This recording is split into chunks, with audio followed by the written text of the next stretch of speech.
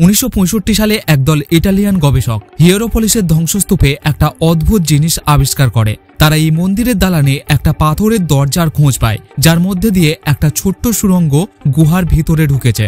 এই সুড়ঙ্গের দরজা দিয়ে একটা বিষাক্ত গ্যাস বাইরে বের হতে দেখা যায়, যে গ্যাস দরজা দিয়ে বাইরে এসে মন্দির চত্বরে ছড়িয়ে পড়ত এবং রাতে যে কোনো জীবজন্তু এমনকি মানুষ এখানে ঢুকে পড়লে দম বন্ধ হয়ে মারা যেত। পৃথিবীতে এমন অনেক জায়গা রয়েছে যে জায়গাগুলো মানুষের জন্য খুবই বিপজ্জনক, যেখানে মানুষ চাইলেও যেতে পারবে না। তাছাড়া অনেক জায়গাকে মানুষের জন্য নিষিদ্ধ করা হয়েছে। আজকের ভিডিওতে এরকমই কয়েকটা রহস্যময় জায়গার বিষয়ে জানতে পারবেন। এই যে এলিয়েনদের ইউএফওর মতো অদ্ভুত স্ট্রাকচারকে আপনি দেখতে পাচ্ছেন, এই স্ট্রাকচারটা রুনিক নামে একটা দ্বীপের মধ্যে রয়েছে, যেটা উত্তর পশ্চিম প্রশান্ত মহাসাগরে থাকা এনিওয়েটেক প্রবাল প্রাচীরে অবস্থিত। এই প্রবাল প্রাচীর 40টা দ্বীপ নিয়ে তৈরি। এই দ্বীপ এতটাই বিপজ্জনক যে এখানে কোনো মানুষ কোনোভাবেই নামতে পারবে না, কারণ এই জায়গাটাকে আমেরিকা যুক্তরাষ্ট্র তাদের পারমাণবিক অস্ত্রকে পরীক্ষা করার জন্য ব্যবহার করত। দ্বিতীয় বিশ্বযুদ্ধের পর 1946 থেকে 1958 সাল পর্যন্ত এখানে প্রায় 67টা পারমাণবিক বোমাকে পরীক্ষা করা হয়েছিল, যার মধ্যে কিছু বোমাকে জলের নিচে এবং কিছু বোমাকে জলের উপরে ফাটানো হয়। এর ফলে এখানে 90,000 ঘনমিটার বিপজ্জনক তেজস্ক্রিয় বর্জ্য তৈরি হয়, যা সঠিক ব্যবস্থা করার জন্য 1970-এর দশকে সেই তেজস্ক্রিয় বর্জ্যগুলোকে একটা গর্তের মধ্যে জমা করতে শুরু করে, যাকে এইরকম 18 ইঞ্চি পুরু 377 ফুট প্রশস্ত সিমেন্টের গম্বুজ দিয়ে ঢেকে দেওয়া হয়েছিল। এই গম্বুজের মধ্যে 35টা অলিম্পিকের সুইমিং পুলকে ভরে দেওয়ার মতো তেজস্ক্রিয় বর্জ্য রয়েছে। এরপর থেকে এই দ্বীপকে নিষিদ্ধ ঘোষণা করা হয়, কিন্তু 2020 সালে আমেরিকান সরকার ঘোষণা করেন আগামী 20 বছরের জন্য এই দ্বীপ সুরক্ষিত। তবে কোনোভাবে এই ঢাকনার মধ্যে যদি ফাটল ধরে, তাহলে এখানে এবং আশেপাশের দ্বীপে থাকা মানুষের মারাত্মক ক্ষতি হতে পারে, যে কারণে এই দ্বীপে আজ পর্যন্ত কোনো মানুষ যাওয়ার চেষ্টা করেনি। আধুনিক তুরস্কে থাকা এটা হলো প্রাচীন গ্রিসের শহর হিয়েরোপলিসের ধ্বংসাবশেষ। 1965 সালে একদল ইটালিয়ান গবেষক এই ধ্বংসস্তূপে একটা অদ্ভুত জিনিস আবিষ্কার করে। তারা এই মন্দিরের দালানে একটা পাথরের দরজার খোঁজ পায়, যার মধ্যে দিয়ে একটা ছোট্ট সুড়ঙ্গ গুহার ভিতরে ঢুকেছে।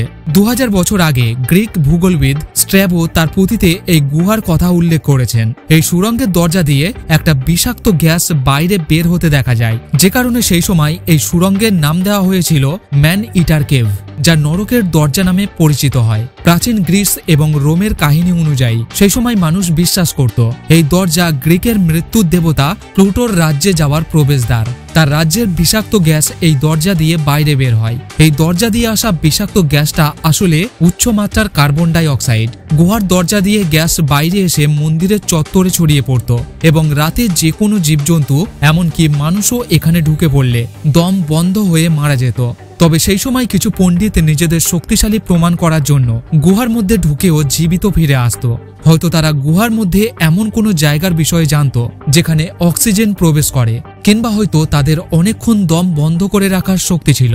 তবে অনেকেই এটাকে নরকের দরজা বলে বিশ্বাস করে না, কিন্তু এটা সত্যি। এই দরজা দিয়ে বিষাক্ত গ্যাস বের হয়। এখানে আসা পর্যটকদের এই গ্যাসের প্রভাবে হওয়া মৃত্যু থেকে বাঁচানোর জন্য 1970 সালে এই দরজার মূল প্রবেশপথকে বন্ধ করে মানুষের জন্য এই গুহাকে একেবারে নিষিদ্ধ করা হয়, যেখানে আজও মানুষ যেতে ভয় পায়।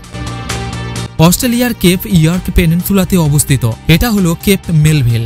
1815 সালে লেফটেন্যান্ট চার্লস জেফারসন সর্বপ্রথম এই জায়গাটার খোঁজ পায়। সেই সময় এই জায়গাটা স্টোনি কেপ নামে পরিচিত হয়। পরে নামকরণ হয় কেপ মেলভিল, যেটা এই সময় অস্ট্রেলিয়ার কেপ মেলভিল ন্যাশনাল পার্কের অংশ।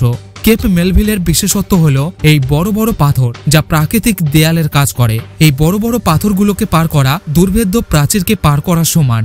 এগুলো মেলভিল এলাকাতে বিজ্ঞানীদের গবেষণার ক্ষেত্রে অনেক বাধা তৈরি করে, যে কারণে মেলভিলের এই জঙ্গলকে দি লাস্ট ওয়ার্ল্ড বলা হয়। এখানে অদ্ভুত সব জিনিস আবিষ্কার হয়েছে।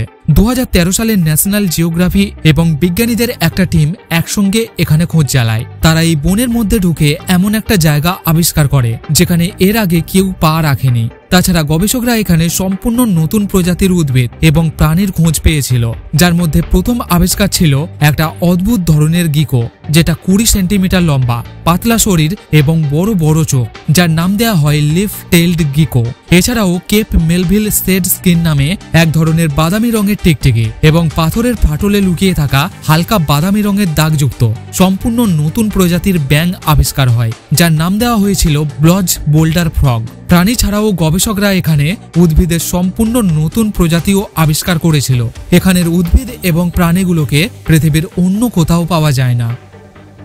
ভিডিও ভালো লাগলে একটা লাইক করবেন। ধন্যবাদ।